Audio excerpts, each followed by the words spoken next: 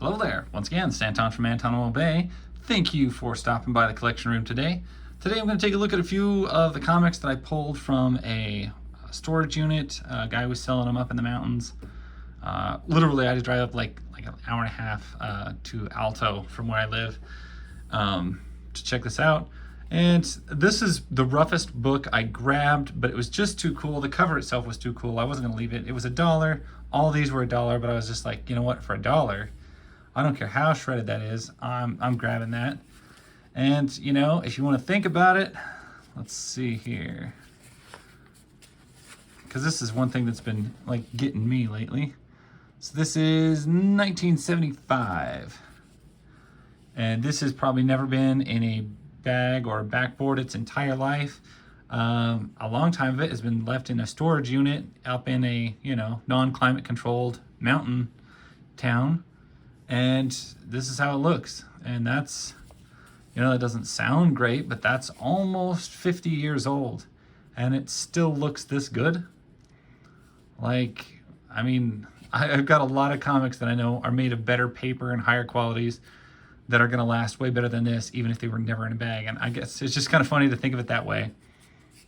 This thing's probably been rolled up and stuck in somebody's back pocket, carried around various places. The man who said no. And this is the shape that it comes in. And I don't know, that's kind of impressive to me. The fact that it's still together at all. My pages have been flipped a lot of times, you can tell, because they are very frail, but this is basically newspaper print.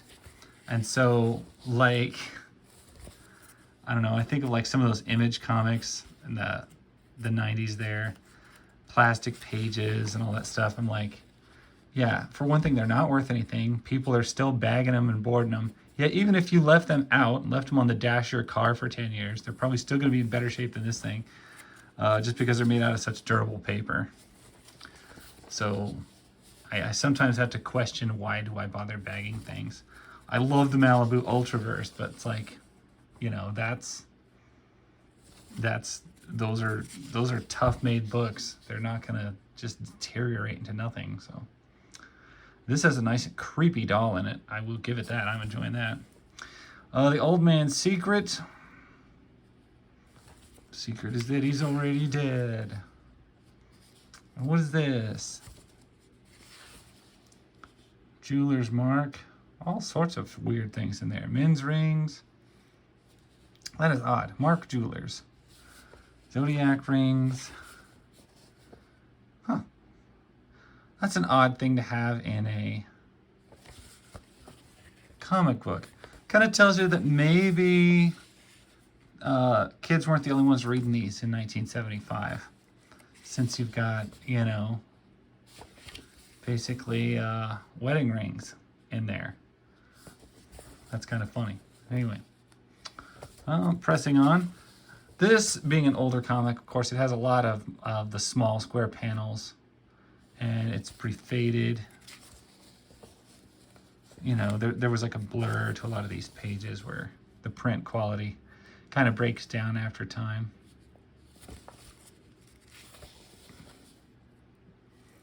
That doesn't bother me. Hypnotize with any TV set first evening. Hypnotize hot chicks. Pretty much what it's advertising. Inside the mummy case. See, here's the very story that's on the cover that we've been, like, which is why we picked this up. And it's just like a 3-page story in the back. I feel kind of catfished by this book. The end. Never finished high school, and now you can get a diploma without going back. Go to Wayne School. Want to help you finish high school at home. Or just go get a GED. You know, even though the inside was, you know, maybe less than impressive, this cover is so impressive, I just can't help myself. Totally worth $1. It's gonna sit in my box for $1. This is another $1 book. This is Starfire. If you're not familiar, DC had like something in my throat. No, DC didn't. They had this character that was Starfire, but it's not like the Starfire that we know.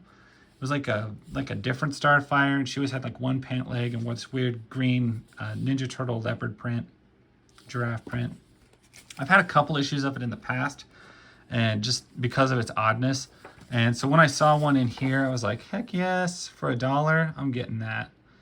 We're gonna fight like some weird dog rock slaves things with weird tails that don't match the color of their bodies. You're gonna get a Wonder Woman story about cupcakes, Hostess cupcakes. Wow.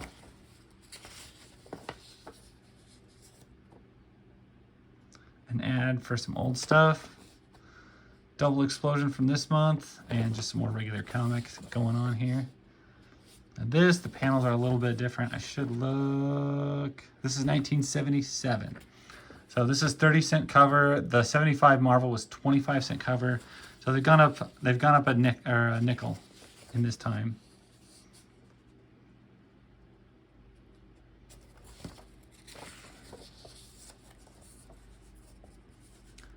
Record sets, book and record set. A bunch of those would be fun to listen to if you had one. Get any two for $3.50. What a deal. I'm always amazed by the price of stuff in old comics. It just always cracks me up because as much as $2 to $10 in cash every single week. Yeah, well, $10 would actually buy you something back then. That was what was nice. This is 77. I would not be born for another couple years. I was born in 81. But man, I love the way they market stuff in these books. It's just, I loved it.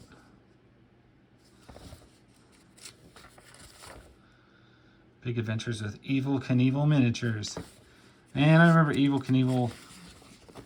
He wasn't like at the height of his popularity in the 80s by any means, but in the 70s, he was like supposed to be the coolest guy ever. This is horrific.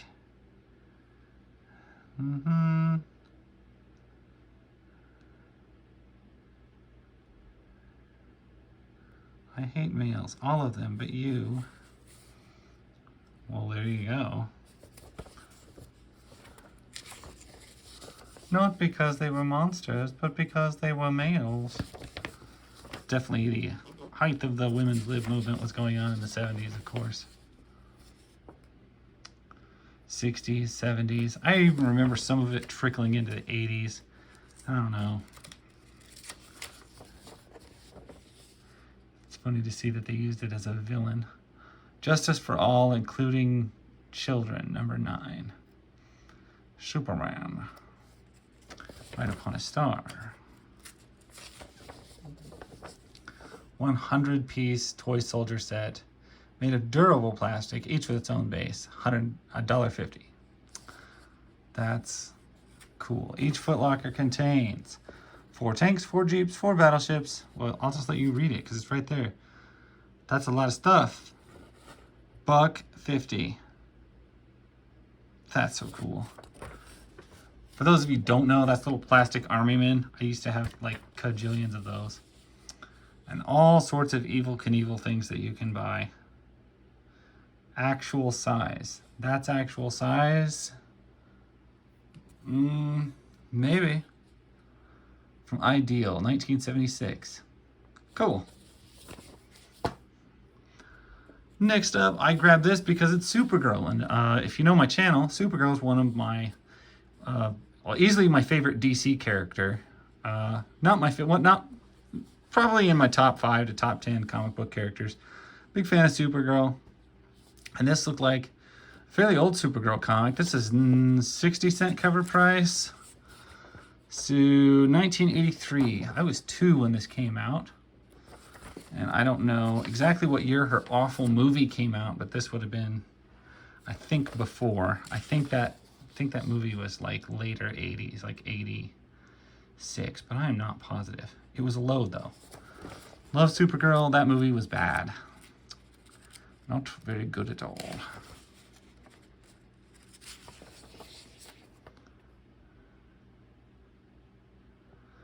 this particular Supergirl costume, I'm trying to get a good look at it. I think it is the one with shorts, like the tighty whities.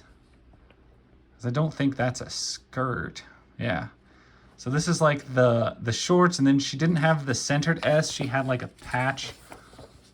Yeah.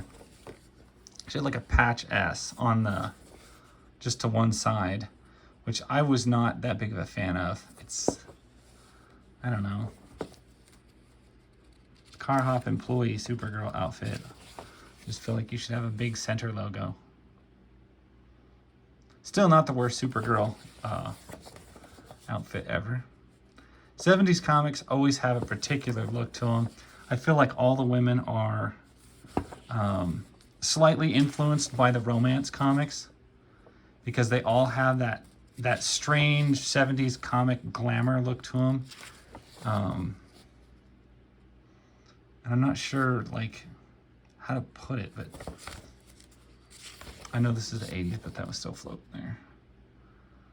Okay, and outfits like that. Wowza. Kind of miss those.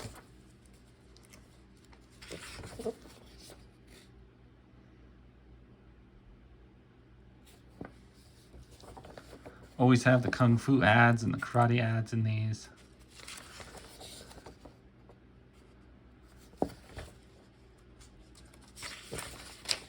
And what is this? Is like a Lois Lane story. I missed the front of it.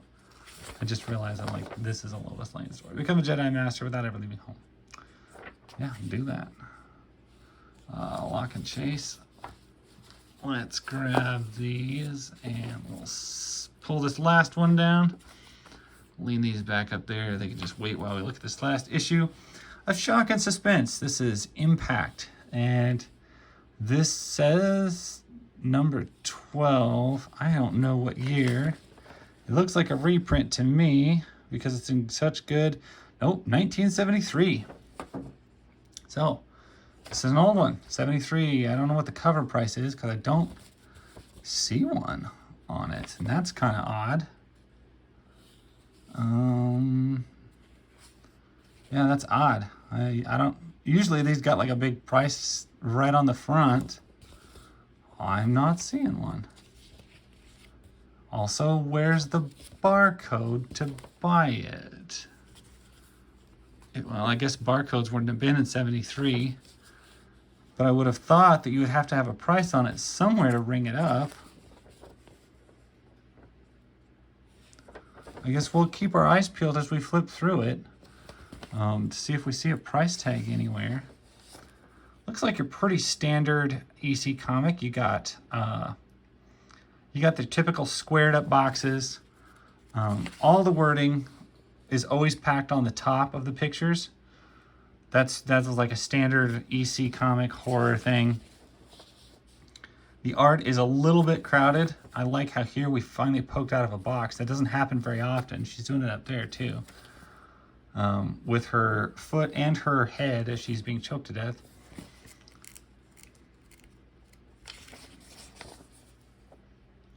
Yeah, but until somebody points it out to you, I never noticed that all EC Comics, all lettering, all words, all everything is on the top. And the bottom panels are always open and clear. This one looks like it's about drugs. Because, you know, back when drugs were basically illegal and considered bad and things like that. I don't know. My town currently has like 20 weed stores in it. And, you know, the population's only 2,500 or 25,000. We have like 20 weed stores. We have more places to buy marijuana in this town than gasoline.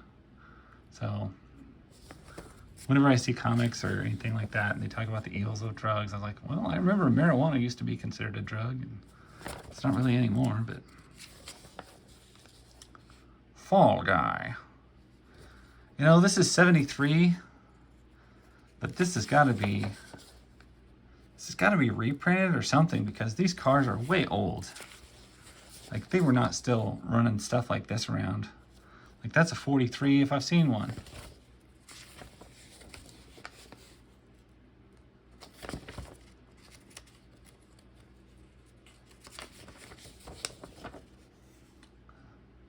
soon. Haunt of Fear, 12. Witch Watchers cookbooks. Nice. In this issue, Kidnapper by Reed Cranston, Crandall. Fall Guy by Wally Wood. Deadline by Jack Kamen. And The Monkey by Joe Orlando. And yet I didn't see a price anywhere on this book, which that is weird.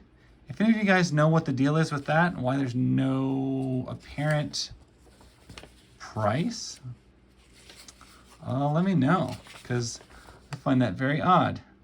6 issues, $5. 16 issues, $12. That seems kind of expensive for 1973.